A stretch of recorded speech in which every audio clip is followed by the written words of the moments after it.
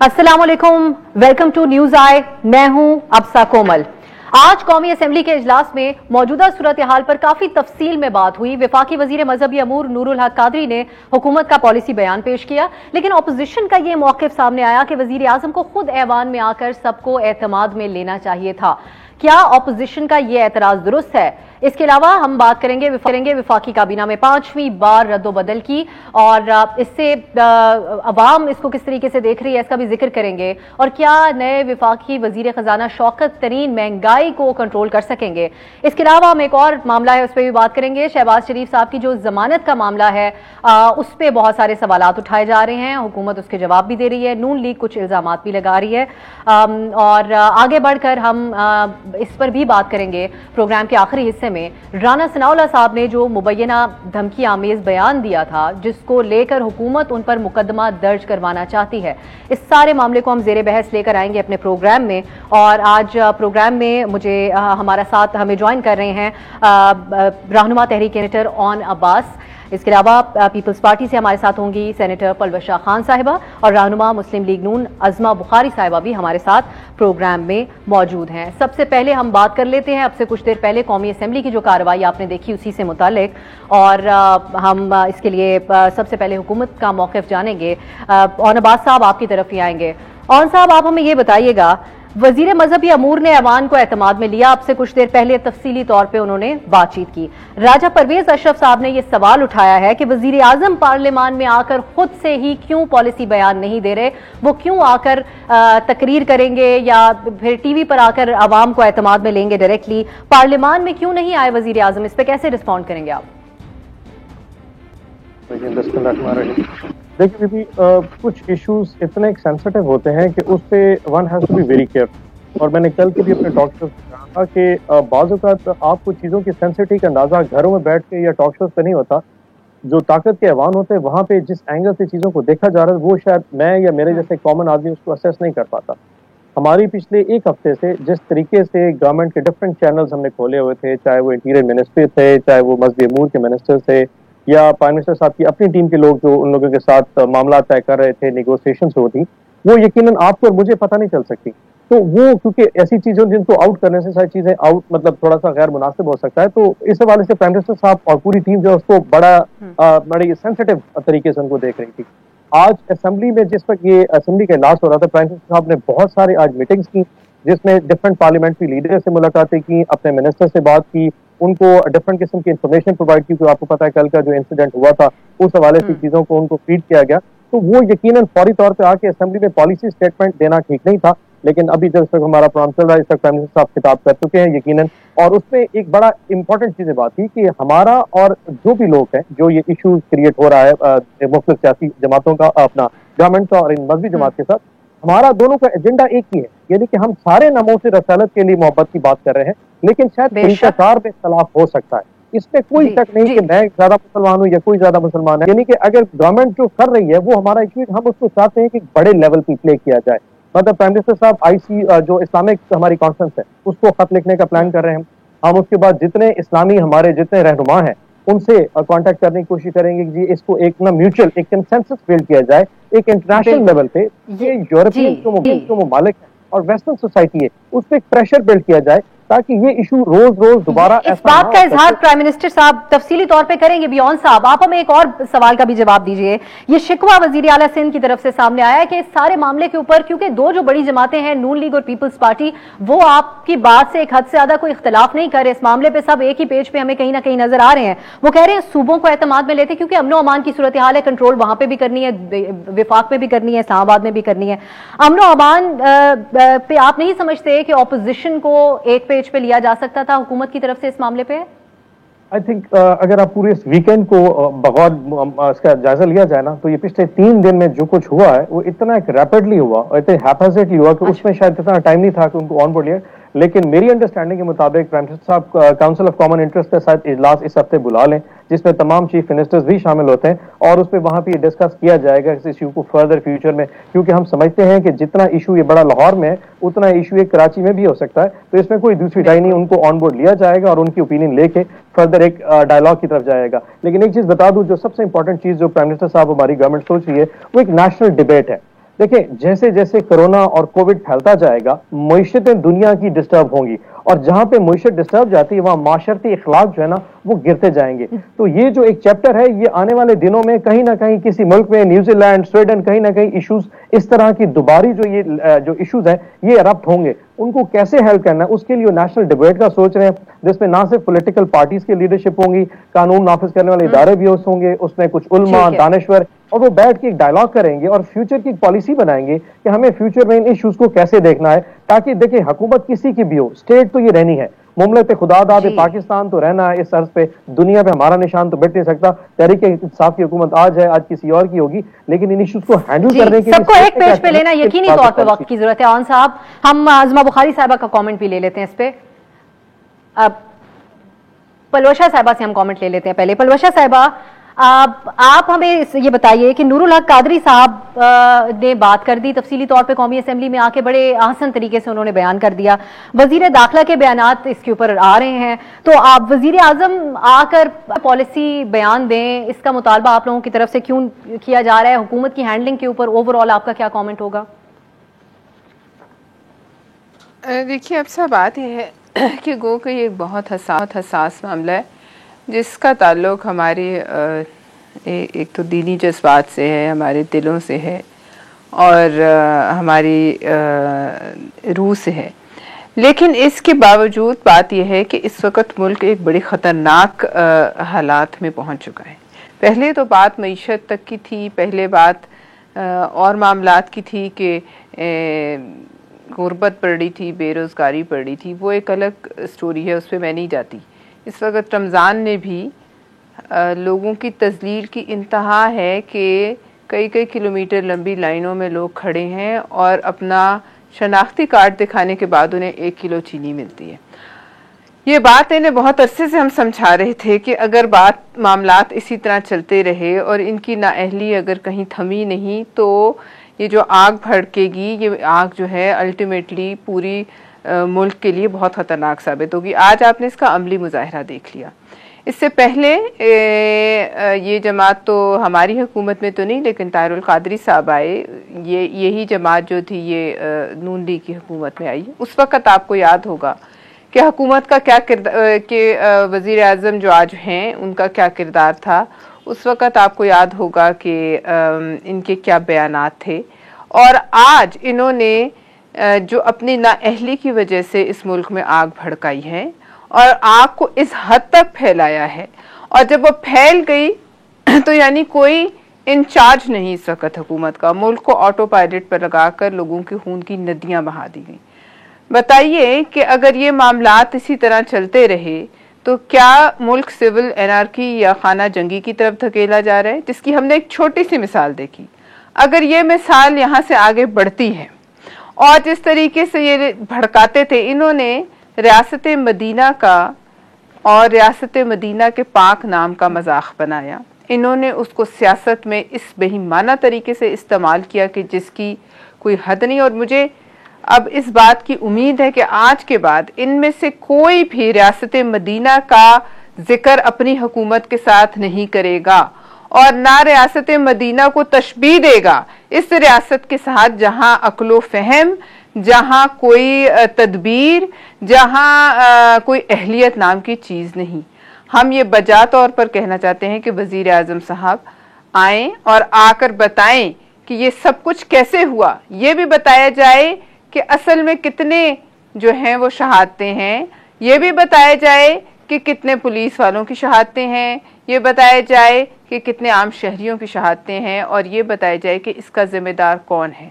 कल तक आपने एक तहरीक को कल अदम किया, फिर रातों रात आप उससे मुज़ाकरात करें हैं। ये किस कानून के तहत हो रहा है? और कल अदम करने में जो आपको जल्दी थी, कल अदम करने में आप पे क्या प्रेशर था, वो क्या मामलात थे कि जो आपने ये डायलॉग के बजाय सीधी बंदूक, और आप ये भूल गए कि आप खुद ये कहते रहे जब मॉडल टाउन का वाकया हुआ कि सीधी फायर हुए। आज मुझे बताइए कहाँ से फायर हुए, मुख्तसरन और ये बताइए कि इसका जिम्मेदार कौन है, कौन से हेड रोल हो रहे हैं। जी जी, मुश्तरका तौर पे अपोजिशन को साथ बिठाती है अगर, तो आप लोग मुख्तसरन बताएगा, आप लोग बैठने को तैयार होंगे हुकूमत के साथ इस मामले पे बात करने के लिए? फिर ब्रेक की तरफ जाना है। देखिए, इस मामले पर जो है वो अकेले इनको किसी मामले में हाथ डालना ही नहीं चाहिए, क्योंकि इनको ये समझ नहीं है। और जिस वक़्त मुल्क हालत जंग के बिल्कुल दोराहे पे था और भारत ने हमारी सरहदों पर मिसाइल लगा दिए थे, उस वक़्त भी ये जो हमारे वज़ीर आज़म हैं, इन्होंने मुनासिब नहीं समझा कि ये आए जहां सारी लीडरशिप थी। इनसे तवक्को नहीं की जा सकती। आज मामलात जब बिगड़ चुके हैं, आप जो है वो घर घर पहुंचने को तैयार है, तो आज ये अगर किसी को बिठाएंगे, मुझे तो देखिए, अलबत्ता तो मुझे ब्रेक की तरफ जाने परवशा साहिबा, कता कलामी की आपसे मैं माजरत चाहूंगी, और इसकी तफसील में भी हम नहीं जा सकते क्योंकि आप लोगों को भी पता है कि कुछ पे बात करने में पाबंदियां, लेकिन हम ये जानना चाह रहे थे कि आप लोगों का आज की डेवलपमेंट पे क्या ख्याल है। एक ब्रेक की तरफ जाएंगे, उसके बाद अज़मा साहिबा को भी शामिल गुफ्तगू करेंगे।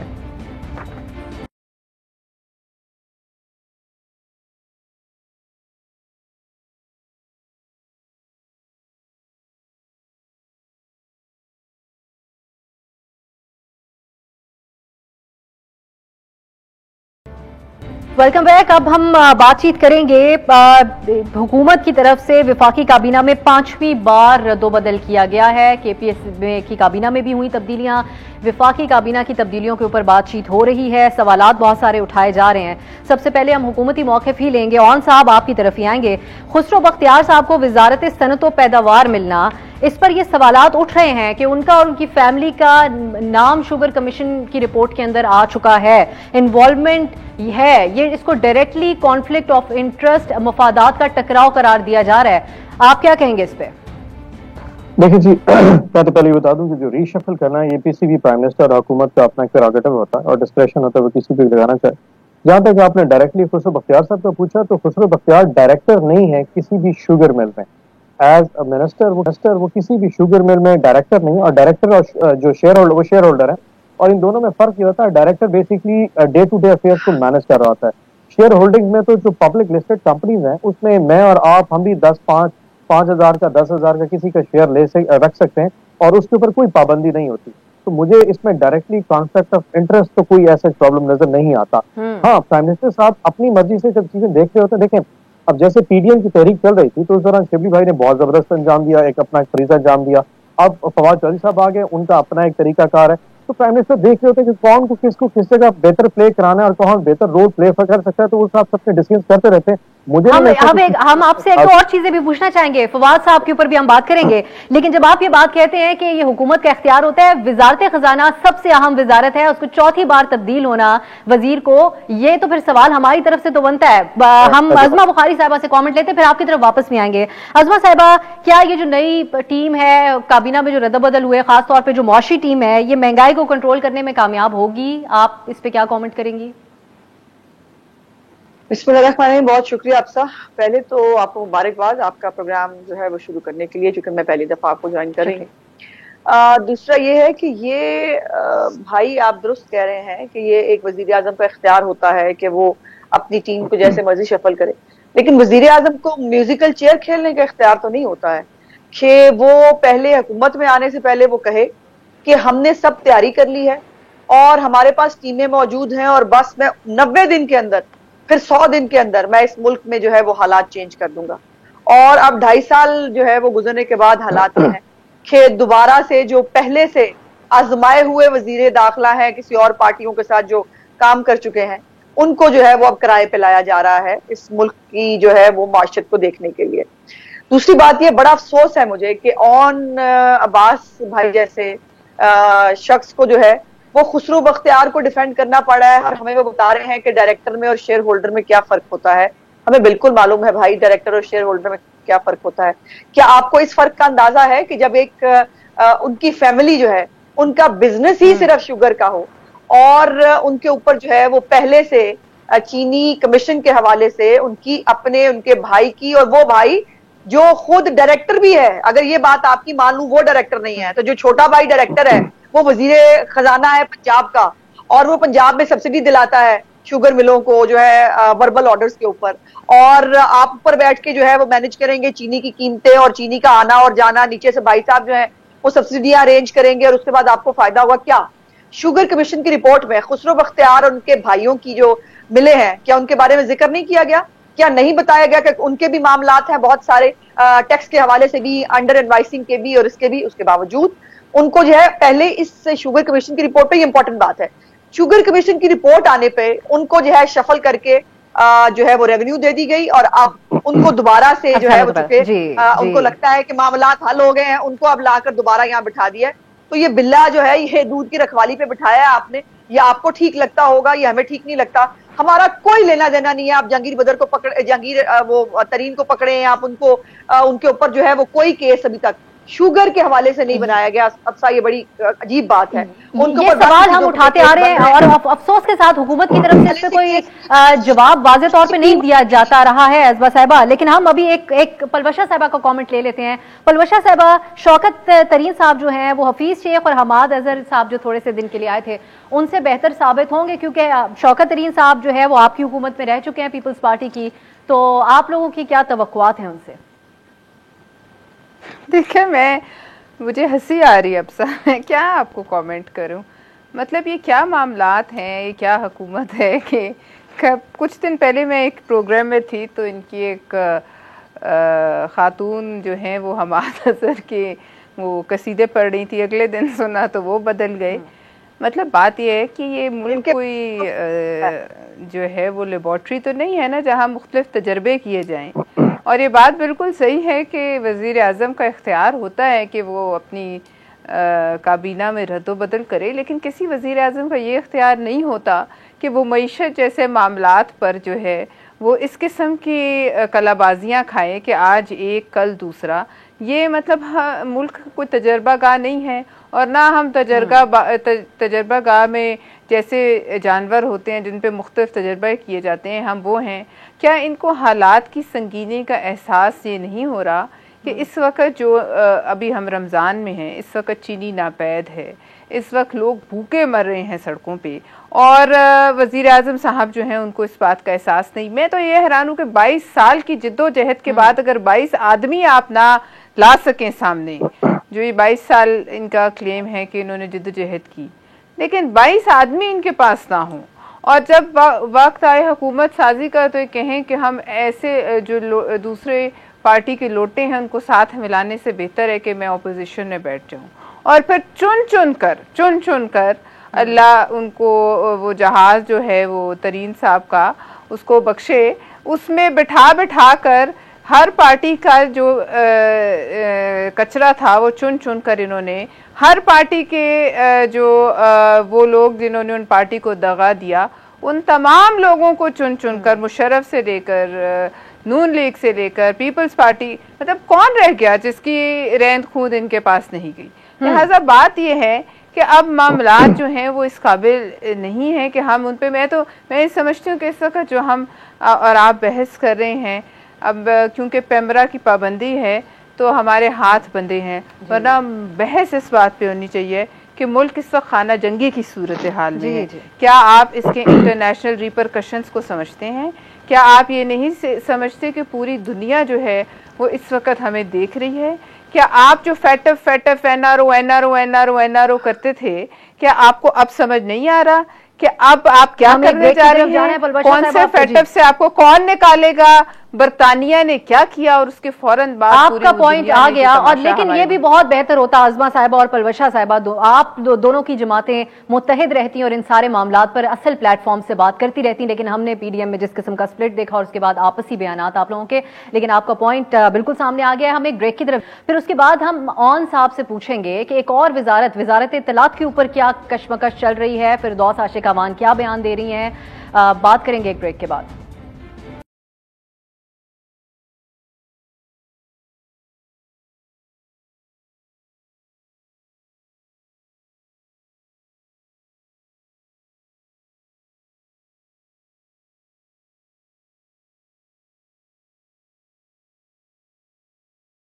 Welcome back. वजारत इत्तलात जब फवाद चौधरी साहब को मिली तो उस पर फिरदौस आशिक अवान ने एक टीवी इंटरव्यू में बातचीत की। मैं अपनी टीम से कहूंगी कि वो पहले आपको सुना दें और उसके बाद फिर हम ऑन साहब से इस बारे में सवाल करेंगे। ऑन साहब, आप हमें ये बताइए कि क्या फवाद चौधरी साहब पिछले कुछ अरसा डिफेक्टो इंफॉर्मेशन मिनिस्टर थे और क्या वो किसी को टिकने नहीं दे रहे थे इस पोजीशन के ऊपर? क्योंकि फिरदौस साहबा का जो बयान है उससे तो यही लगता है कि जो हुकूमती वजीर हैं वो एक दूसरे के खिलाफ लॉबिंग कर रहे हैं। वैसे मैं तो समझ रहा था कि हम तीसरी जगह पे ना शहबाज शरीफ साहब की जो बेल है उस पर डिस्कस करेंगे, लेकिन मैं आपा फिरदौस का थोड़ा बयान के ऊपर स्टेटमेंट, आपा की आदत है कि वैसे लाइटर मोड में ऐसे लाइटर कमेंट्स देती रहती हैं, मतलब अगर क्रिकेट लाइटर तो नहीं है, तो अच्छा खासा इल्जाम लग रहा है हमें ऑन साहब। वाटर वो कह रहे हैं टिकने नहीं देते किसी और को, कह रही है वाटर मोटरसाइकिल चलाना हो या इवन ये कराटे खेलना हो, मतलब ये ऐसी चीजें जो लाइटर मोड में वो कहती रहती हैं, और उनका ये जो बयानिया होता है ये गुफ्तगू करने का, इसको तो बड़ा लाइटर में लेना चाहिए। उनकी और फवाद भाई की आपस में जो गपशप है, ये झोंक है, ये आज की बात थोड़ी है, तो पिछले कई सालों से जब से दोनों पीपल्स पार्टी में तब से चल रही है, और इसको बड़ा इजी लेना चाहिए, इसमें कोई इशू नहीं। हम सारे समझते हैं कि फवाद चौधरी साहब एक बेहतरीन इंफॉर्मेशन मिनिस्टर है। उनकी गुफ्तगू इसलिए नहीं कि जब वो सॉरी जब वो मिनिस्टर साइंस एंड टेक्नोलॉजी में थे तब भी वो अच्छे एक हुकूमत का जो नैरेटिव है उसको बेहतरीन तरीके से एक्सप्लेन कर रहे थे, और प्राइम मिनिस्टर की टीम में जितने भी लोग हैं, चाहे वो किसी भी मिनिस्ट्री बैठे हों, वो अपनी स्टेटमेंट देते रहते हैं। मुराद सईद साहब भी स्टेटमेंट देते रहते हैं, और उससे पहले उमर अयूब साहब भी अच्छा बोलते थे। हर बंदा जो मिनिस्टर्स बैठे हैं वो बहुत अच्छी गुफ्तगू करते रहते थे, तो उससे फर्क नहीं पड़ता कि उनको कहाँ खिलाए। लेकिन मैं समझता हूँ फवाद साहब के साथ ये है कि वो कोई भी चीज हो बड़े दबंग तरीके से एक पॉजिटिव असर्टिवनेस के साथ गवर्नमेंट के बयानी को बेहतरीन तरीके से रिप्रेजेंट कर सकते हैं। और आपा के ये जो पर्सनल कमेंट है इसको इतना ज्यादा सीरियसली उनकी आपस का इश्यू चलता रहता है, और ऐसी अब ये तो फिर अब आप लोगों को हमारे लिए तय करना पड़ेगा कि किस बात को हम मजाक के तौर पे लें और किस बात को संजीदा लें। हमने साफ तरीके से अगर इसको देखा जाए तो यही समझा कि फिरदौस साहिबा एक नए आने वाले वजीर इत्तलात के ऊपर इल्जाम लगा रही हैं कि उन्होंने साजिश करके टिकने नहीं दिया किसी और को। एक और कमेंट जल्दी से कीजिएगा, फिर हमें आगे बढ़ेंगे। ऑन साहब, शिफली साहब की आपस की बहुत जो दोस्ती है वो सारी दुनिया जानती है, they are the best of the friends, तो इसमें ऐसा कोई इशू नहीं, कोई साजिश की जरूरत नहीं। दोनों की आपस में जो है ना ये आपस में कंसेंसस हुआ था और आपस में डिस्कशन भी इस टॉपिक के ऊपर, ऐसा कहना बिल्कुल गलत है जी। ठीक है जी। शिबली फराज साहब जो है वो साइंस की मिनिस्ट्री अब संभाल रहे हैं। उनसे सवाल किया गया कि चांद देखने का जो मामला है उसके ऊपर आगे जाके क्या होगा। उन्होंने कहा ये साइंस मिनिस्ट्री का काम ही नहीं है। अब फवाद साहब साइंस की मिनिस्ट्री के अंदर बहुत सारे इनिशिएटिव्स ले चुके हैं। अब सवाल ये पैदा होता है कि जो इनिशिएटिव्स उन्होंने लिए हुए हैं उनको ऐसे ही लेकर आगे चला जाएगा या शिबली फराज साहब के स्टाइल में चलेंगे मामला आगे? मुख्तसरन कॉमेंट कर दीजिएगा ऑन साहब। शिबली फराज साहब ने जो कहा, देखें बात सुने, मैं इस चीज के ऊपर कमेंट कैसे, जब नया मिनिस्टर आता है ना उसकी अपनी एक लाइन एंड लेंथ होती है, उसका अपना एक माइंड सेट होता है, वो हिसाब से अपनी मिनिस्ट्री लेके चलता होता है। कोई चीज ऐसी थी जो फवाद साहब कर रहे थे वो शायद शिबली साहब ना करें, ये जरूरी नहीं होता कि किसी के रोड मैप को फॉलो करना है। हर मिनिस्टर ने अपनी पॉलिसी अपनी माइंड सेट से अपनी मिनिस्ट्री को चलाना है और प्राइम मिनिस्टर को बताना है कि मैं अपनी मिनिस्ट्री को ऐसे लेके चलूंगा। अगर फवाद चौधरी साहब समझ रहे थे कि जो चांद मून साइटिंग जो है वो इंपॉर्टेंट इशू है, वो समझ रहे थे। शिबली साहब समझते मून साइटिंग इंपॉर्टेंट इशू नहीं है, टेक्नोलॉजी या इनोवेशन या इनोवेशन में जाना या इन्वेंशन में जाना ज्यादा इंपॉर्टेंट है। इसके ऊपर उनके प्रेरोगेटिव है बड़ा सिंपली। अगर उस वक्त शिबली फराज साहब के मीडिया से ताल्लुकात थे, वो किसी डिफरेंट वेव लेंथ पे थे, तो फवाद चौधरी साहब अपनी वेव लेंथ से चलाएंगे, उन्हें शिबली साहब को फॉलो नहीं करना। ये तो हर मिनिस्टर का अपना प्रेरोगेटिव होता है कि वो कौन सी लाइन एंड लेंथ पे लेके चलना चाहता है। तो ये अगले साल यही होगा कि कहीं पे रोजा कब हो रहा है, कहीं पे ईद कहाँ और कब हो रही है, रोते लाल कमेटी बैठी है। अच्छा ठीक है, करके दिखाया कि एक ही दिन में पूरे पाकिस्तान में जो है ना रमजान स्टार्ट हुआ, और मौलाना अब्दुल खबैर साहब ने उस दिन वो हेड किया था, उसमें ये साथ खड़े थे फवाद चौधरी साहब, और पूरी एक यूनानिमस कंसेंसस था इसके ऊपर। शहबाज शरीफ साहब की जमानत के मामले की तरफ हम जाएंगे। अजमा साहबा आपकी तरफ आएंगे। अजमा साहबा, शहबाज गिल साहब ये कह रहे हैं कि हुकूमत किसी फैसले पर असरअंदाज नहीं होती है, बल्कि नून लीग हुकूमत पर इल्जाम तराशी कर रही है। जो आप लोगों के बयानात इस सिलसिले में आ रहे हैं, हम बयानात की तफसील में नहीं जा रहे क्योंकि मामला अदालत में है, तो नून लीग के पास कोई शवाहिद हैं जो सारे इल्जामात आप शहबाज शरीफ साहब की बेल के हवाले से हुकूमत पर लगा रहे हैं उससे मुतालिक? देखिए, पहले तो मुझे पिछली इस टॉपिक पे बात करनी थी। जो आपा फिरदौस जो है ये यकीनन पॉलिटिकल स्टंट्स करती रहती हैं मीडिया में रहने के लिए, लेकिन उस दिन उन्होंने जो कहा वो लाइटर मोड में नहीं कहा, उन्होंने अपने दिल के फफोले निकाले हैं और वो बहुत दुखी अंदाज में जो है वो बता रही थी कि जो है ये आपस में इनके क्या भानुमति का कुनबा कैसे है और उसके साथ मामलात कैसे हैं। दूसरा इंपॉर्टेंट बात यह है कि बड़ी अजीब बात की है ऑन भाई ने। एक तरफ वो कह रहे हैं कि देखें, आपने जब पूछा कि एक ही रोजा और एक ही ईद, उन्होंने कहा नहीं देखे ना एक ही रोजा हुआ, फवाद साथ खड़े थे। और अगर साइंस एंड टेक्नोलॉजी जो इस मुल्क के अंदर सबसे बड़ा मसला था हमारा, जो रमजान एक होना और ईद एक होना, और वो टेक्नोलॉजी पूरी दुनिया इस वक्त अडॉप्ट कर चुकी है, इवन सऊदी अरब के अंदर जो है वो भी ये टेक्नोलॉजी इस्तेमाल होती है, उसको जो है वो आने वाली शिबली फराज साहब जो है वो कह रहे हैं उसका मसला ही नहीं है। इससे आप अंदाजा लगाएं कि ये अंडर 19 के जो ये हमारे ऊपर जो मुसल्लत किए गए हैं ना कैबिनेट, ये एक नैले पे दैला है, एक एक जो है वो नैला उठता है फिर उसके बाद दैला उठता है। यानी इतना बड़ा मसला अगर हल होने ही जा रहा था तो सिर्फ फवाद चौधरी की चिड़ में मैंने कहना है कि जी ये रोजा और ये हमारा मसला नहीं है, ये उन्हीं का मसला है। पूरी दुनिया में साइंस और टेक्नोलॉजी इसको देखती है।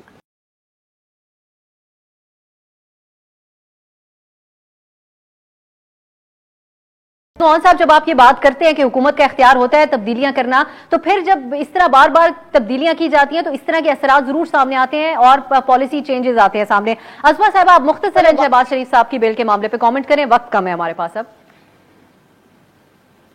जी मुझे प्लीज बात पूरी कर लेने दीजिए। मेरी गुजारिश ये है कि हमने कहां पर इस इशू को सियासी बनाने की कोशिश की। हम तो रिक्वेस्ट कर रहे हैं कि ये बेल का मामला सब जुडिस है, अदालती मामला है, इसके ऊपर सियासत न की जाए। मुझे ये बताइए, शहबाज गिल के पास क्या अथॉरिटी थी और किस अथॉरिटी के तहत उसने दो जजों के बीच में अगर एक इख्तलाफी फैसला है उसके ऊपर वो प्रेस कॉन्फ्रेंस करते?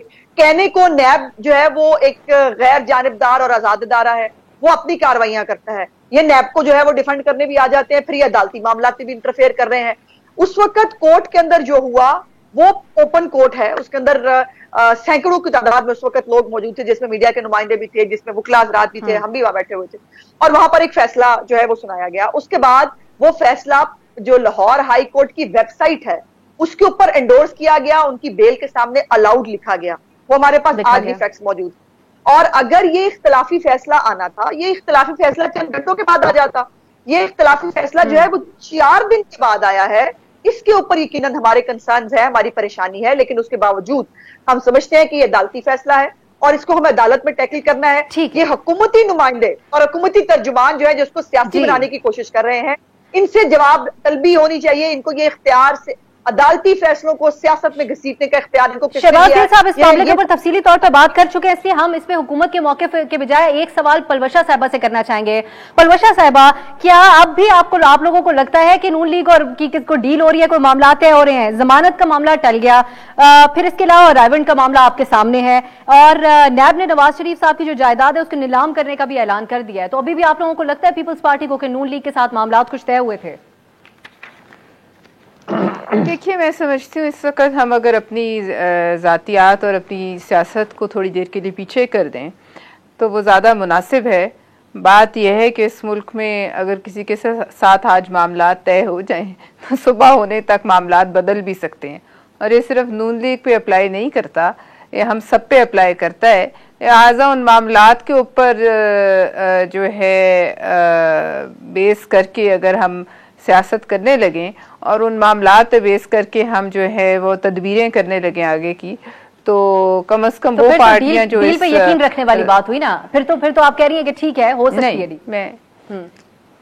मैं ये कह रही हूँ कि देखिए, अब मैं हकीकतों से परे नहीं जा सकती ना। इस मुल्क में जो कुछ होता रहा है वो तारीख का हिस्सा है। मैं सिर्फ ये कह रही हूँ कि अगर किसी की कोई बातचीत हुई है और वो बातचीत आज कुछ है तो कल उसकी शक्ल कुछ और हो सकती है, लिहाजा उन बातचीत और उन राब्तों पर सियासत नहीं की जाती। और जो पार्टीज इस मुल्क में इन तमाम चीज़ों से गुजरी हैं उनको ये पता है कि ये डीलें कितने दिन की होती हैं, ये डीलें कहाँ तक कारआमद रहती हैं, कैसे रातों रात तब्दील भी हो जाती हैं। लेकिन इस वक्त मैं ये कहूँगी कि गो कि हम इस वक्त पीडीएम में इकट्ठे नहीं हैं, लेकिन मैं ये ज़रूर कहूँगी कि हमें इस वक्त मुल्क की सालमियत और मुल्क के जो सड़कों पर आग और खून की होली खेली जा रही है उस पर बात करनी चाहिए और उसके लिए इकट्ठा होना चाहिए। बिल्कुल ठीक है। अभी हम आखिर में अज़मा साहिबा और ऑन साहब का इस पे कमेंट लेना चाहेंगे।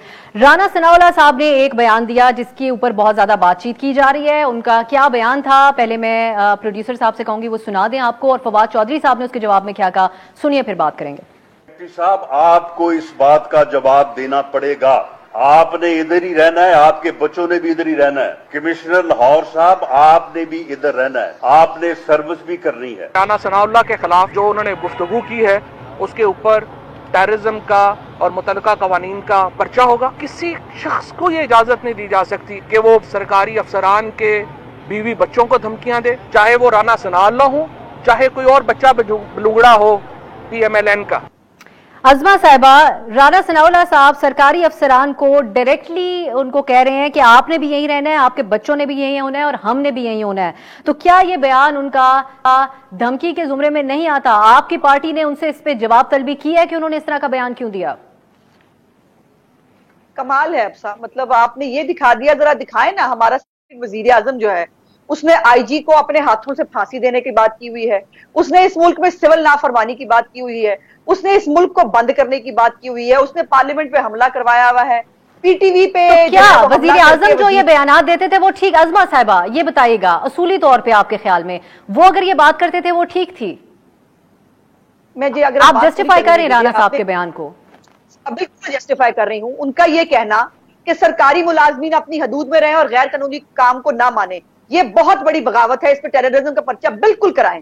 लेकिन उसके साथ साथ जो बात मैं पूरी करना चाह रही थी, आपने मुझे टोक दिया, लेकिन मैं दोबारा ये तमाम सबूत जो इसमें वजीर आजम बैठे जिसने क्या क्या नहीं कहा, हमारे सदर और हमारे वजीर आजम की एक ऑडियो टेप भी मौजूद है जिसमें इस पीटीवी पे नशरियात बंद करा के हमला करके एक दूसरे को मुबारकबाद दी जा रही है, जिसके अंदर इस वजीर आजम ने कौन सा जज छोड़ा, कौन सा सरकारी अफसर छोड़ा, तो पुलिस स्टेशन के ऊपर हमला नहीं करके अपने जो है वो बंदे छुड़ा के लाए पार्लियामेंट हमला केस के अंदर। इस बात को आपको जो है वो जहन में रखना चाहिए।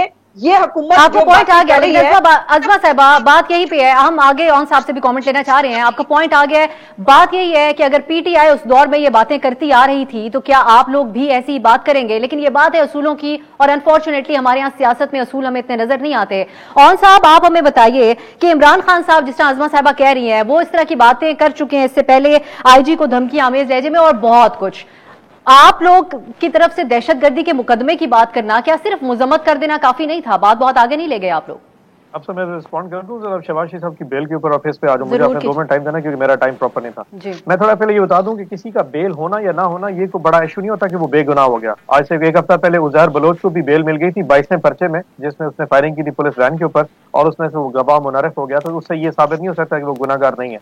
अब मैं थोड़ा सा आपको केस की डिटेल बता दूं, ये सब जुडिस नहीं है, इसका फैसला आ चुका है और मेरे पास जस्टिस घुराल साहब की वो सामने शामिल है कि इस पे केस ये था कि 1990 में जब शहबाज साहब की जब सियासत शुरू की थी, उसमें भी मेरा सवाल था, एक जब सियासत शुरू की थी तो इनके टोटल असासे थे 21 लाख रुपए के, और जिस वक्त ये 2018 में चीफ मिनिस्टर रिटायर हुए हैं तो इनके असासों की तादाद होगी 7 अरब 32 करोड़ 80 लाख रुपए के, इनके और इनकी पूरी फैमिली के।